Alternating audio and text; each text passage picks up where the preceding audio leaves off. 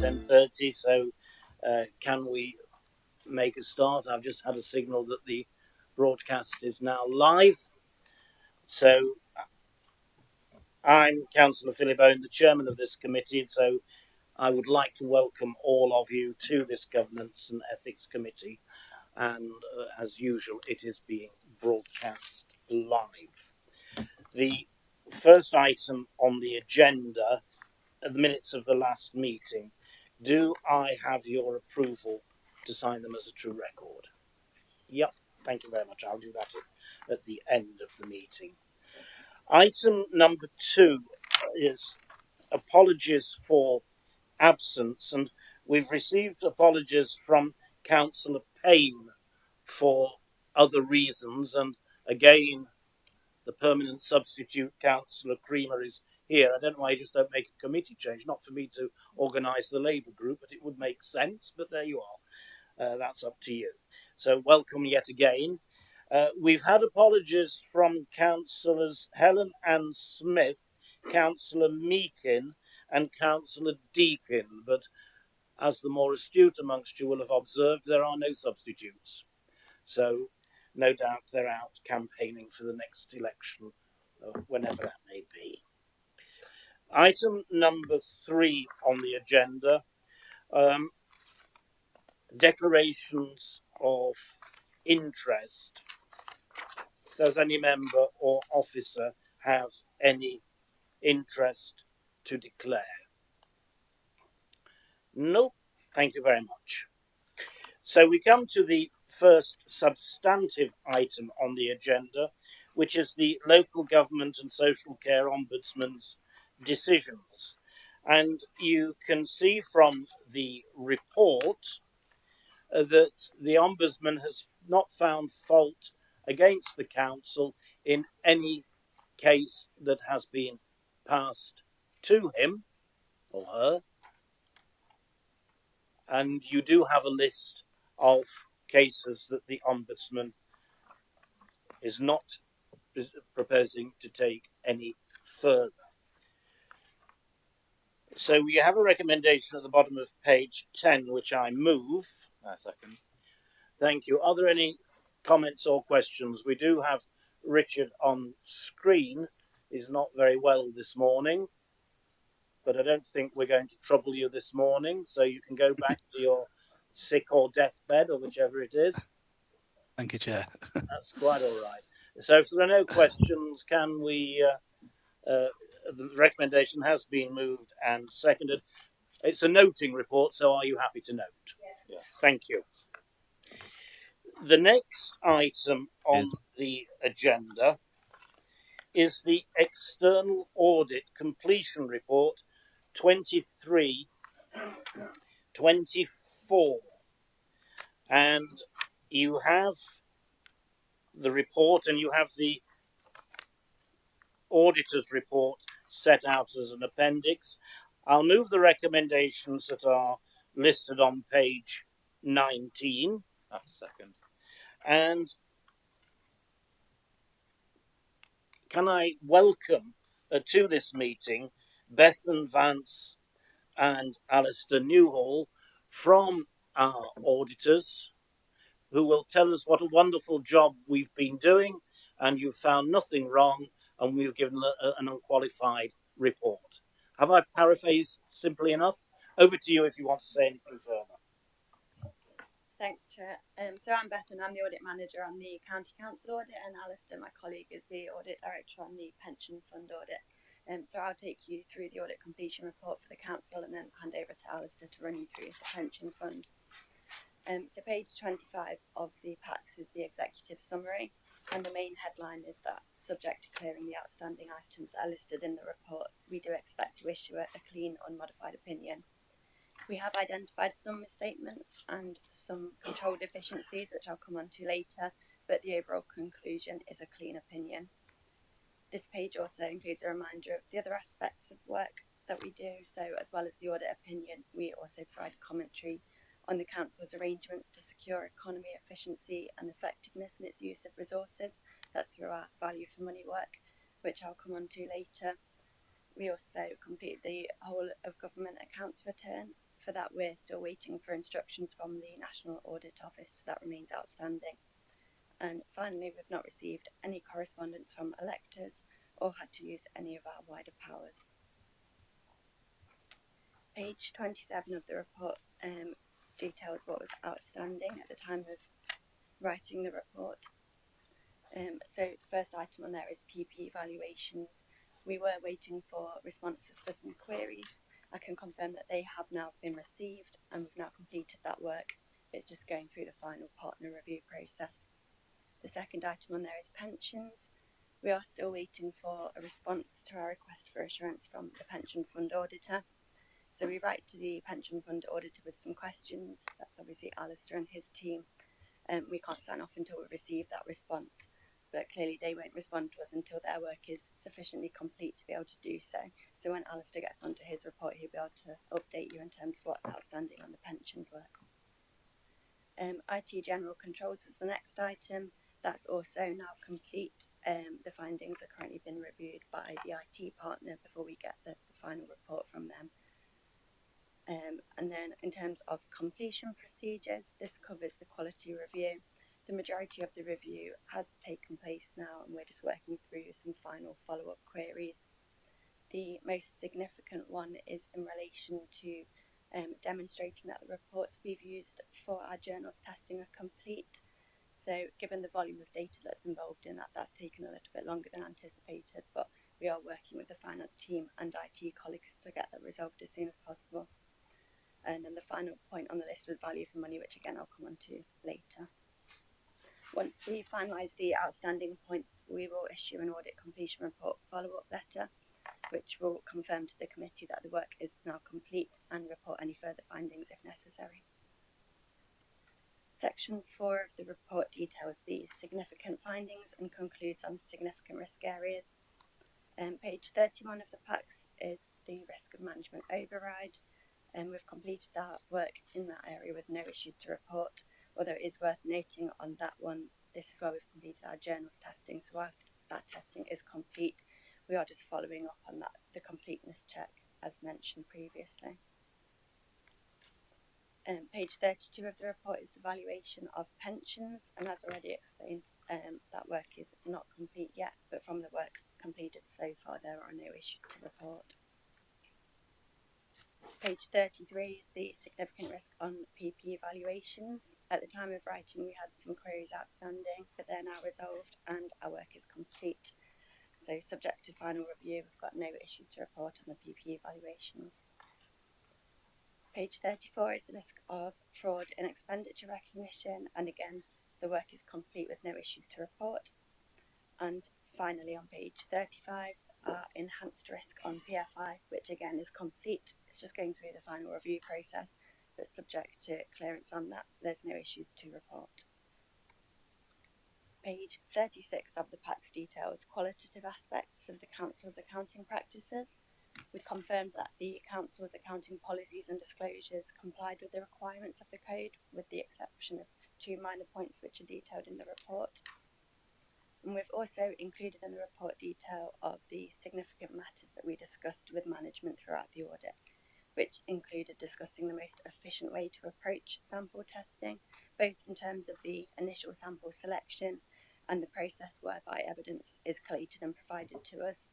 So these are things that we'll discuss further with the finance team in a post-audit debrief, where we can reflect on what went well and the challenges we faced, to make sure we take learnings from that and can make the 24-25 audit more efficient. We have included detail of some of the difficulties we encountered within the report, and again they'll be discussed further in the debrief so that we can prevent those reoccurring next year. Section 5 of the report then details the control deficiencies that we identified. We have made 8 recommendations for the Council to improve the controls. I won't go through each one, but I can confirm there were no significant deficiencies identified, and the Council have provided management responses to each of the recommendations that we've made. Section 6 then details the misstatements we've identified during the audit. Page 45 details the unadjusted misstatements identified. One was a classification error between short-term and long-term creditors. The error was identified as part of a sample, so we extrapolated the error over the untested population in order to demonstrate it doesn't have a material impact. So the figure included in the report is that total extrapolated value.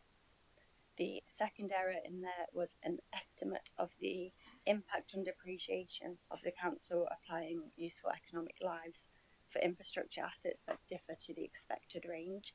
And again, this is a calculation that's been done to demonstrate that that doesn't have a material impact. In terms of adjustments, there were no adjustments required to the actual balances in the accounts, but there were various disclosure amendments which are detailed on page 47. Also on page 47, there were some disclosure errors which weren't amended, but we've confirmed that those didn't have a material impact. So finally, section 7 details our work on the council's value for money arrangements, and page 49 recaps our approach to this, which is that we consider the council's arrangements in place across the 3 criteria that are detailed in the report. Our work is well progressed on this, and the commentary is being finalised and going through a final review process. We haven't identified any significant weaknesses in the council's arrangements, and once that work is finalised and reviewed, we will report our commentary in our auditor's annual report. So I'll take the appendices as read on my report, and I'm happy to either take questions on the council now or hand over to Alistair to run through the pension fund. Thank you. We'll take Alistair's comments now. Before the meeting, Alistair was telling me this is his first time in County Hall. He normally only comes down to Trent Bridge to watch Yorkshire get thrashed by Nottinghamshire. So I hope he's not going to take it out on us this morning. Go on then, Alistair. Thank you for the wonderful introduction, Chair.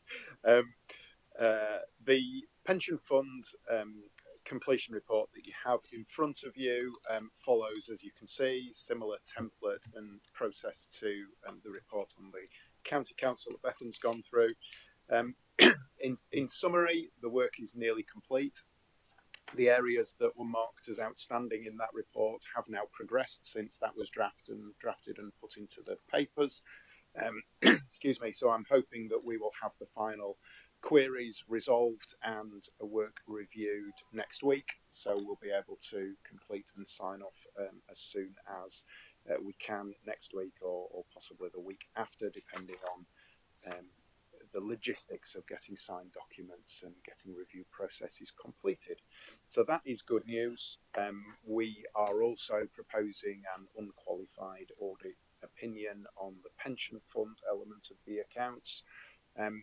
It's worth reflecting, I think, this being, as you know, our first year as your external auditor, and the significant challenges from both the council and pension fund and ourselves from a first year audit, on the basis that we know nothing about, we start out about how the council and the pension fund operate and work, so we're building our knowledge from a zero base, which takes time, and obviously from Nigel and his team's perspective, they're unfamiliar with the way we work and how we work. So I think it's really pleasing to pause and reflect that actually the audit has gone well. Yes, I would have liked to have been in a position to sign off earlier, absolutely. But the main thing is that we are in a position to give an unqualified opinion before the end of the year. Relatively, you're still very much ahead of the game in terms of the sector and external audits in the sector. And for a first year audit, that's really pleasing. The other reflection that I think it's important for the committee to note is the benefits that we've had from going through the process with the pension fund and the council, and how that's put us in a very strong position for approaching the audit next year. I personally, from the pension fund perspective, am really pleased with the relationships that we've established and the working relationship between Nigel's team, the pension fund team, and my auditors. I'm really reassured that we're in a strong position for the next financial year and starting the audit. On the pension fund side, you can see there are many fewer items than the council perspective that we're reporting. There is one internal control recommendation that we've made, which has been accepted by management. We're not reporting any misstatements to the main pension fund statements other than disclosure matters. not meaning to trivialise disclosure matters, they are important, but they're not changing the overall value of the fund or the transactions through the fund for the year. So that is a pleasing point. Final review process is underway. That's down to mine and my engagement quality reviewers diary time. So hoping that I'll be able to, we will be able to get through those processes as soon as we can once the final elements of work are written up. Final point that I just want to stress is from both the council and the fund perspective, as you'll see in one of the appendices on both reports, that we reconfirm our independence from the council and the pension fund, which is obviously a key important matter for us as your external auditors, that we remain and report to you that we are independent of you. So, Chair, I'll pause and obviously happy to take any questions on either. Thank you very much for that, and it makes very good listening, and I think we should, as a committee, place on record our thanks and congratulations to Nigel Stevenson and his team, if you could feed that back, for the outstanding work that they have done. You've heard we are ahead of the rest of the sector, more or less. So that is very, very good news. Now, it's very nice to receive all this good news, and you tell us how wonderful we are, which we know, but it's good to have that externally validated. But the second recommendation here is delegating me to sign off. Now, how can I be assured that there's nothing, and indeed the committee as a whole, that there's nothing lurking there that could cause us embarrassment going forward? And I'm thinking of a couple of local examples where in Gedling Borough Council, and Councillor Creamer will be aware of this, I'm sure the Gedling Borough Council received unqualified audits and similar responses, and yet eventually they found that a member of staff had been filching up to £1 million over a number of years. And in the city, they found that 15 million, not an inconsiderable sum of money, had been put into the wrong account. Now, that can't happen here because we're not a unitary authority, but you get my drift. What assurances, what reassurances can you give to me as chairman in particular, but to the committee as a whole, that when I put my name to these accounts, that something's not going to come out of the woodwork and I'm going to end up in the dock? There are many that would like to see me there, but I would be grateful if you didn't help them. Thank you, Chair. From the audit perspective, there's two elements to the answer, I think. One that I will respond to from an audit perspective, but in response to your question about the assurances you take to sign your opinion in your statements, I will refer to Nigel, because Nigel is signing those statements as being a true and fair view on the basis of the arrangements that he's got in place to assure himself that there are no, as you say, things lurking in the accounts untoward. From the audit perspective, I'd highlight the two elements. One, that our audit provides reasonable assurance and not absolute assurance, as all audits provide reasonable assurance. And because we cannot, in the time available, we cannot audit every transaction to give absolute assurance. So we take a risk-based approach, Chair and Committee. We identify the areas in those financial statements that we think are more likely, based on our knowledge and experience and our awareness of the sector, those things that are more likely to be materially misstated, and carry out more detailed work on those areas that are more likely to be materially misstated. We carry out some work on all material entries in the accounts, but clearly we focus the majority of our work on those areas we judge are more likely to be materially misstated. And I've used that word materially many times because that material word is absolutely critical to the opinion that we give on the financial statements. I am not signing to say that our audit has established these are a true and fair record. They are materially true and fair. I'm giving reasonable assurance they are materially true and fair, and that is really important. So when we report our materiality levels to you, that is the level at which we consider something to be material.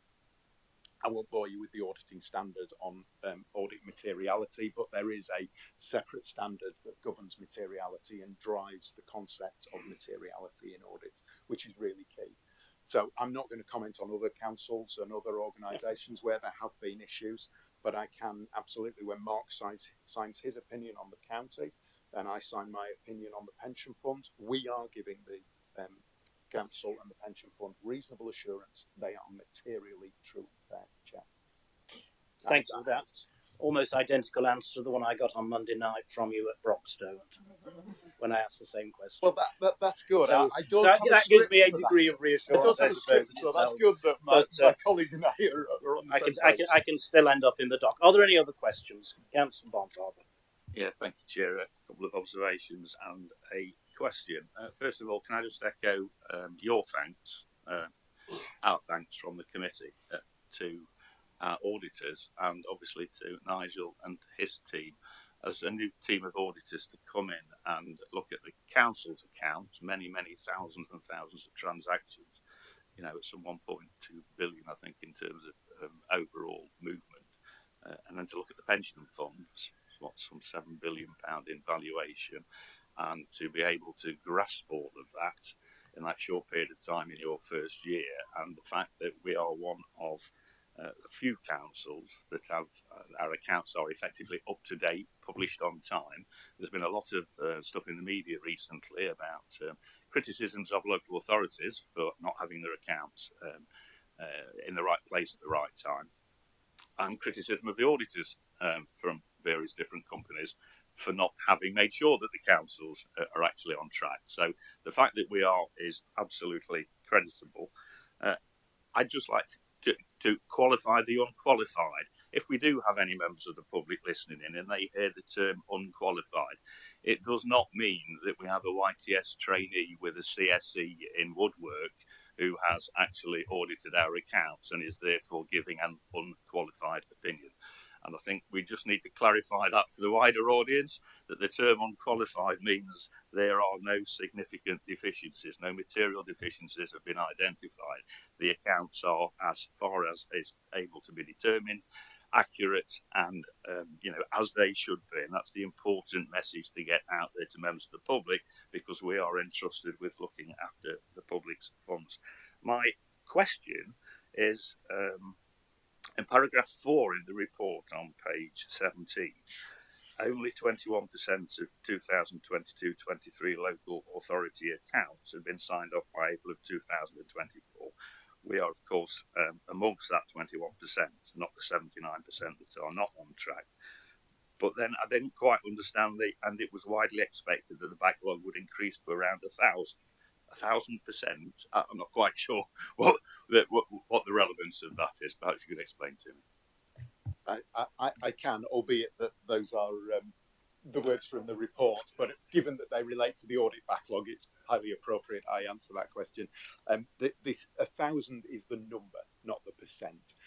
So I think in April it was around 900 unsigned nationally, and hence the reference of growing to 1,000 is relating to increasing from 900 to 1,000, and that reflects that each year that audits are not signed off, that backlog number grows, because we now have 23-24 accounts that haven't been signed off on top of 22-23 and earlier years. So until such point as that backlog is cleared, which doesn't impact on the county council but impacts on a number of other councils in the region and the area, until that backlog is cleared by applying the process that the government has put in place to clear the backlog and rebuild assurance for those councils, then that number will continue to grow.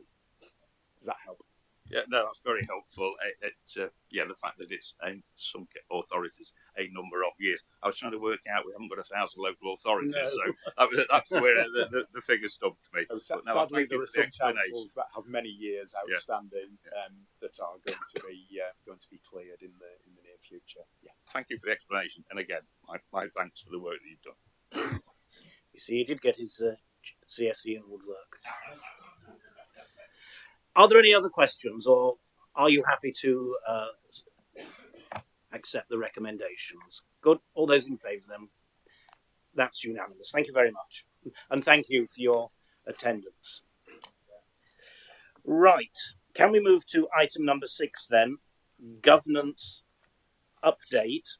And it's a report on the governance action plan, as you can see, that is set out in front of you, and with an associated appendix with some risks listed there. It's a noting report, but I will move the recommendation. Second recommendation. Any comments or questions on this report? Yes, Councillor Henry. Yes, thanks, Chair. It's on page 211 on the table of the transformation agenda bit. So now that we have a Director of Public Services reform in place, I was wondering, have any specific areas been identified that would benefit from transformation, and or how we would maybe improve the function of the council? If so, what are they? And on table 213 table, the adult social care reforms bit, the paragraph that refers to, I think it's paragraph 4 that refers to the challenges around recruitment and retention within the sector. We're saying about the uplift, now that we have the uplift of NLW, should boost recruitment and retention rates within this sector. I just want to know if has there been any engagement with staff to determine how this has been received. Is anybody able to answer those specific questions? Nigel. I will have a go, Chair. Good. In terms of the transformation, I think it's a very good question, Councillor Henry.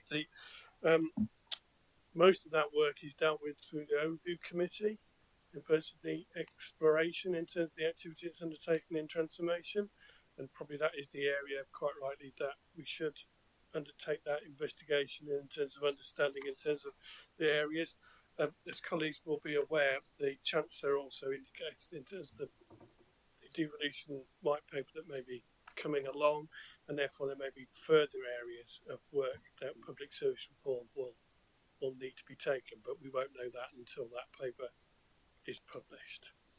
In terms of the adult social care, I think again that's been an area of investigation by the Adults Committee overview.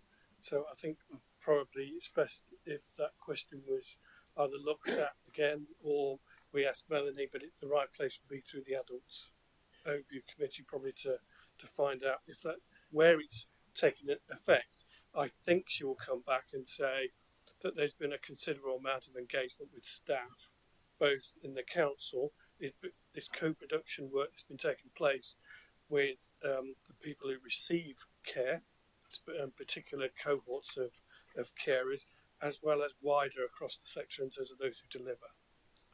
Yeah, that's perfectly true. We had comments on Monday about the co-production work that had been carried out, and there have been reports to the Select Committee on staffing issues, which we know is a challenge, not just in social care.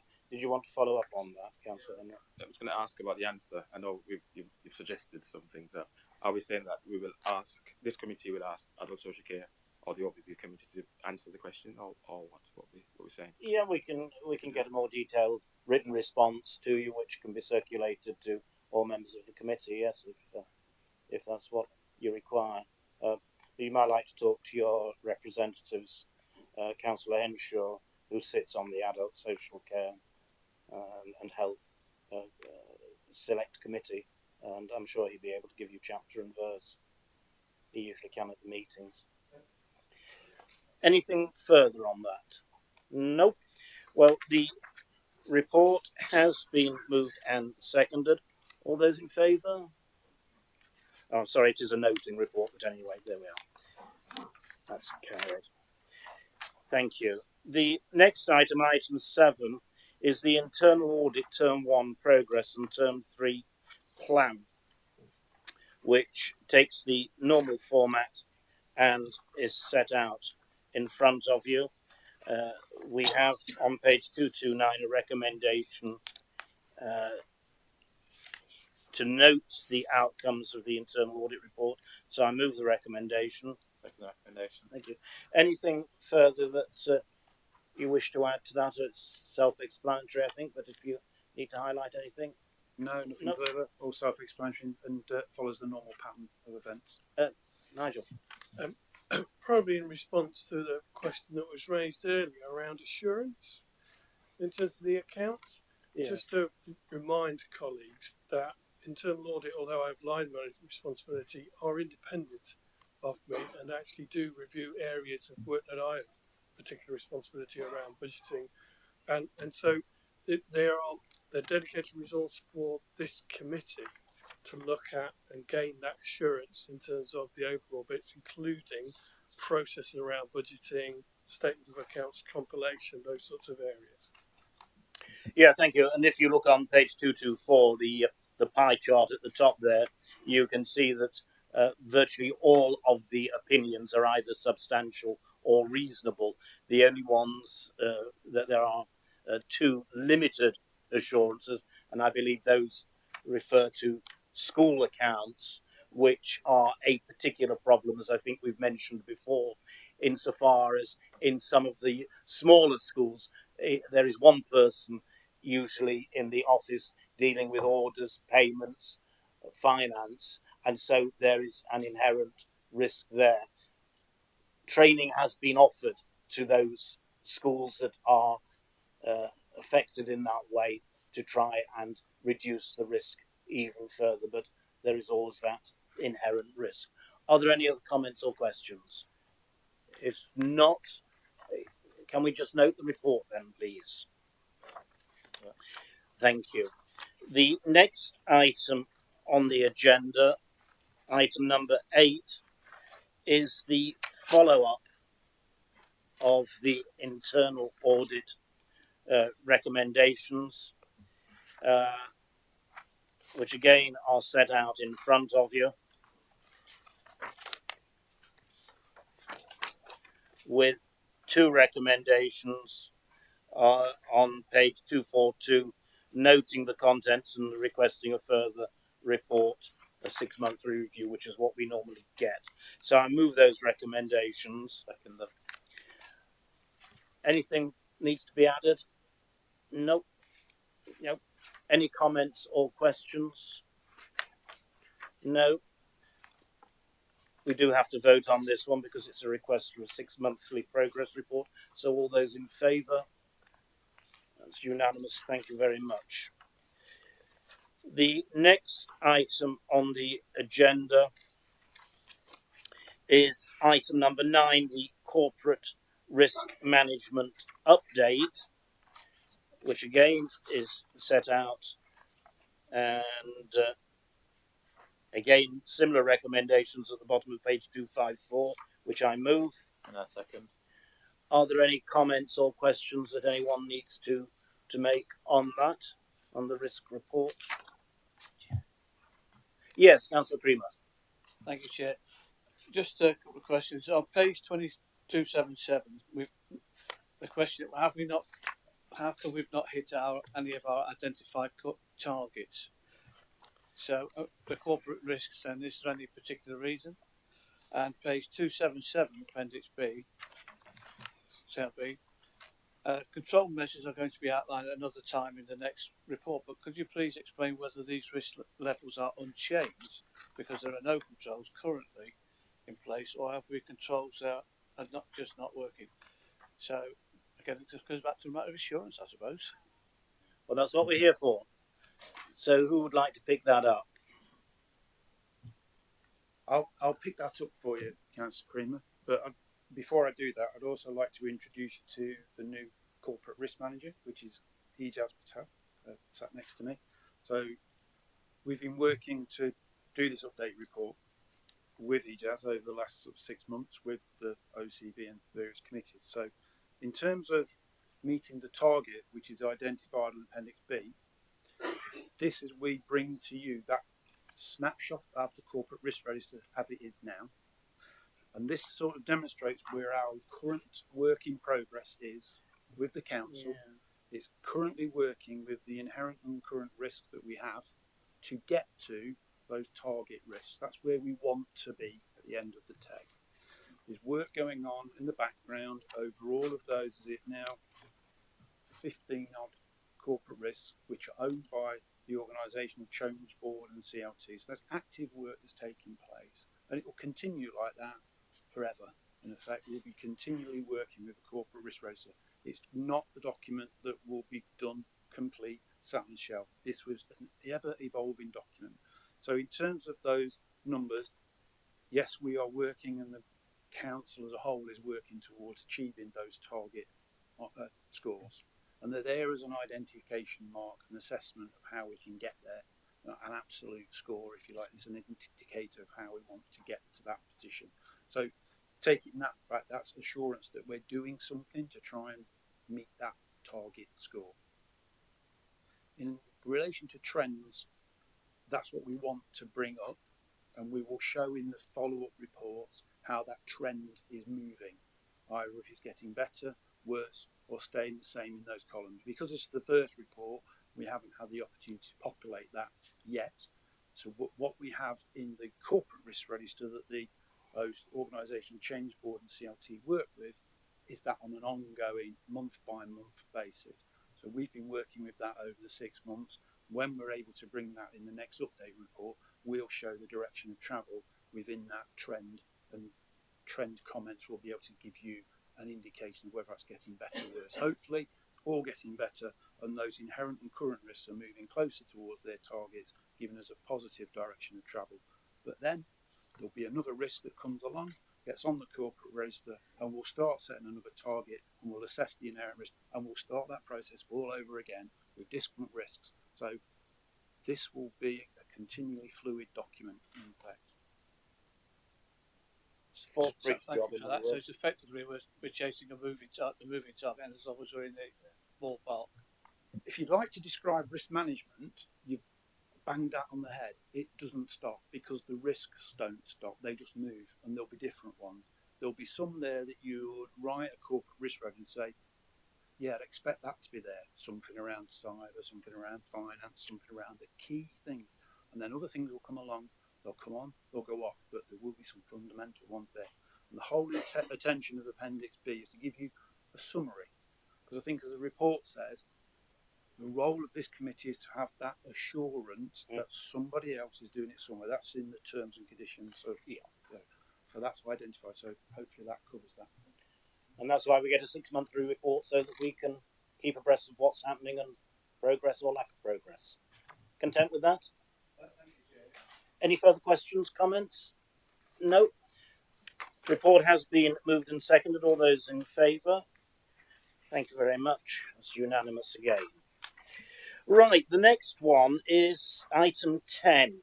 This enabling remote attendance and proxy voting at local authority meetings consultation. Government has sent out a consultation document to ask our views on whether or not meetings such as this should be held remotely, and whether or not we would want to have the availability of proxy voting. The nature of the response that's suggested is that whilst we're not necessarily opposed to holding meetings remotely, nevertheless, we would like, if that is the direction of travel, for this council, and indeed all councils, to set their own guidelines, their own policies, not to be dictated to centrally. However, proxy voting, the view is that this is not desirable, simply because you've not heard the arguments that have been put forward in a particular case. And if you've not heard all the arguments, then you are in effect predetermined by proxy voting. And whilst you can be predisposed, you shouldn't really be predetermined. So I'm going to move the recommendation which is set out, recommendation set out on page 284.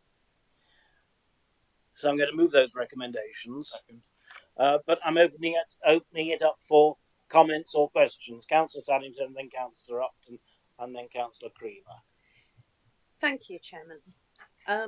This is interesting, and I support the recommendation. I think there is nothing in better value than a face-to-face meeting where you actually see the people, you see their reactions, and you listen to the comments, which you don't always hear on a Teams meeting, I have to say. Sometimes you can get a bit of fluctuation in the audio. But I think there are occasions when voting or listening to a meeting in Teams, on Teams, could be an advantage. Firstly, for a pre-agenda meeting, some members probably have over an hour to travel for probably not anything like an hour's meeting. And that is a waste of everybody's time. And if it can be done online, then I think that could be an advantage. There's also the advantage, as we had 2 or 3 weeks ago, everybody was knee deep in snow. It was difficult to get here. And I think in that instance, voting and listening online would be a good idea. But generally speaking, I think we should meet face to face. There's also, I don't know whether this includes really, although I got the feeling from the survey that it might do, parish council meetings. I mean, you can go to a parish council meeting for a quarter of an hour and you travel, in my case, probably a good half an hour to get there. So I think at parish council meetings at local level, there's also the possibility. But generally speaking, in meetings like this, I think they should be face to face, Chairman. Well, of course, at the moment we do have the facility to hold pre-agenda meetings remotely, and I know a lot of people do tune into that. What the consultation is talking about are meetings such as this, which have to be face to face, and it's an attempt to introduce some degree of flexibility on that, and what our views might be. Councillor Upton, you were next, and then Councillor Creamer. Thank you, Chairman. I come from the basis, as I often do, that change is inevitable. And there's been a lot of change technologically, and there will continue to be a lot more change. And I recall in COVID about remote working, Teams, Zoom, and all the rest of it. I do endorse the comments you made and the paper, though, that each local authority should be given the choice, if you like, to set its own rules to suit. I don't believe that one size fits all across the country and all the councils. So I echo your earlier comments. Yeah, and with the suggested responses, but Nottinghamshire County Council should be given the freedom to set its own rules for whatever committees, subcommittees, and the like. So thank you. Thank you very much, Councillor Creamer. Thank you, Chair. Yeah, so endorse your comments to address the two issues of remote. I actually put, personal thing, I think that there should always be a meeting place, and if people need to attend remotely for various reasons, and this is where the controls need to be in, somebody's genuinely sick, the weather from north they can't get, various controls. But I don't think they should be put just online meetings for a committee such as this. I think that it should always be here. This may or may not set the numbers, the amount of time somebody could do it, perhaps once or 2, 3 times. But if they're genuinely sick, so circumstances need to be explained, which goes right back to what you were saying about local circumstances and setting our own. When it comes to proxy voting, I am even more concerned about that, because technically you can sort of agree with it, but what's the point of a debate? If I've got 2 or 3 proxy votes because other people aren't coming, and you've got 2 or 3 proxy votes, well, why bother coming at all? We're both predetermined, and that brings us into planning. It wouldn't work at all in planning because legally we'd be right out the window, because you are predetermined because you're using somebody's proxy vote. And if they've actually said something somewhere, you don't know, but the public will know. So, yeah, I've got concerns about the remote. I've got no problem as long as it's controlled, and there are still actually meetings taking place that the public could come to, or that the councillor could come to, if there's nothing exceptional. And I think that's what the suggested response is in effect saying. Councillor Barnfather, you indicated. Yeah, thank you, Chair. I agree with most of what's been said, with the consensus. I agree we should have the opportunity to tailor to our own needs. In relation to attendance at meetings, to me, the default position should always be that you are physically present. We're elected by our communities to come here to represent their views. I actually don't think that sitting in my study at home in front of a screen with my wife passing me a cup of coffee, or there's too many distractions. I remember when we did all this through COVID, you pace up and down, you sit in front of a screen, your mind wanders. Whether you choose, whether you like it or not, you do not have the same level of engagement if you're not in the room, you're not concentrating and focused. And even the fact that there's a camera on us now focuses the mind.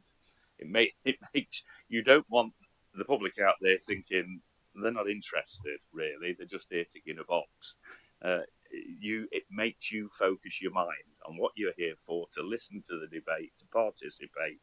And I just don't think that you get that sat in isolation with your T-shirt and your shreddies on in your study at home. So that's a personal view. Default position should be to be present. And I agree there are always an exception. And yes, it may be, we have 3 months of significantly heavy snow and we have some sort of rule in place to mitigate for that. And in relation to proxy votes, I'm absolutely with Councillor Creamer here.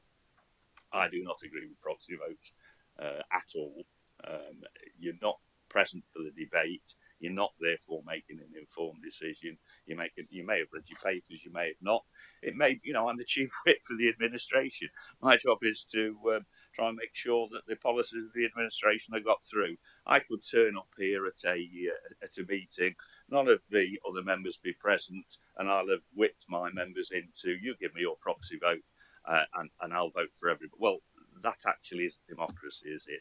That's taking the if you like, the one party state absolutely too far.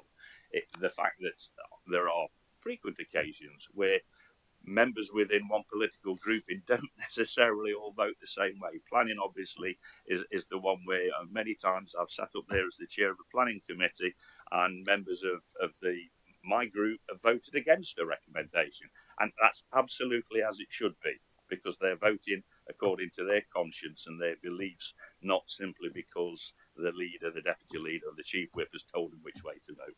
So, proxy votes I'm totally opposed to. Yes, I agree there could be some flexibility in relation to meetings, but default position, be respectful to the people who put us here and make the effort to be here. Thank you. I'm in awe, Councillor Barnfeld, that you've got a wife that brings you a cup of coffee when you're at a meeting. You must give me some lessons. Councillor Turner. I heartily agree with everything that's been said previously. And I might be an old grumpy man, thank you. But and a bit of a traditionalist, and we're losing skills to electronic devices and so on and so forth. One of the major skills, I think, is reading the room, body language. And if we're doing everything online, we'll lose those skills. We're already losing skills to online services. Let's not go further down the line.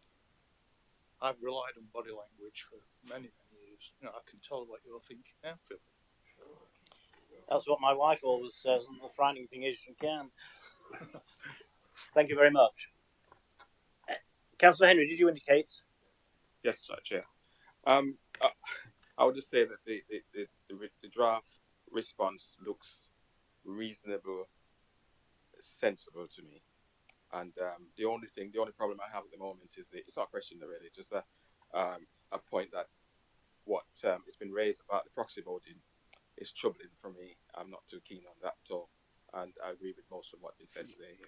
Thank you for that. Well, I think the proposed response does reflect that concern over proxy voting, but I'm afraid, as Councillor Upton said, this is the direction of travel, and we have to try and moderate that direction of travel and control that direction of travel as best we can.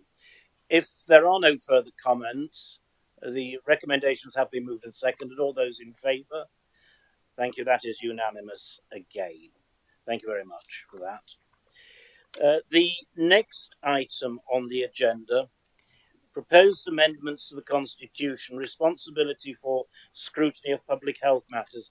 This was a leftover which was reported at the last meeting of the County Council when I agreed to take it away and discuss it with the working group to see whether or not the responsibility for scrutiny should lie with overview and scrutiny. I can tell members that we had a meeting of that working group attended by all members from all groups, and the unanimous decision was that for the interim period up until the election, at least, things can change anyway after the election, come what may.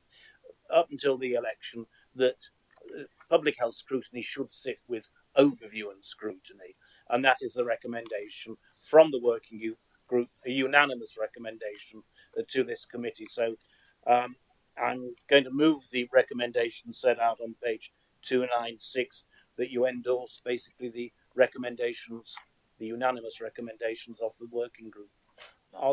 Thank you. Are there any comments or questions, or are you happy to go straight to the vote? Can we have a show of hands, all those in favour? Thank you very much for that. The next item, item 12, is the Gedling Community Governance Review. All that means is members will be aware that these community governance reviews are basically reviewing parish council boundaries. We are consulted as a county council, but it's not something that we get actively involved in because it can be fraught with danger, as Broxtowe Borough Council have found out to their cost very recently. And I have had great pleasure with that, but that's another story. What we normally do is to send out a holding letter, which you've got a copy of, from the Chief Executive, basically saying to whichever authority, in this case Gedling, get on with it, but take note of what residents say and get back to us when you've come up with your final recommendations, your final proposals, so that we can make any comment on county divisional boundaries if we feel that it's appropriate. So that's our normal course of action, and that is what is being proposed today. So we have that recommendation on page 309, which I move. Second. Are there any comments or questions? You're happy to go to the vote on that. Okay, all those in favour. Thank you very much. The last item on the agenda is the work programme, and we've got a recommendation to accept the work programme, or whether you want to make any additions, deletions. It's a moving feast as always. I'm happy to move the recommendation. Second. Thank you very much. Any comments or questions? No. If we can move to the vote, all those in favour. Thank you very much. And that concludes what has been a very long meeting. So thank you for your forbearance and patience, and I declare the meeting closed.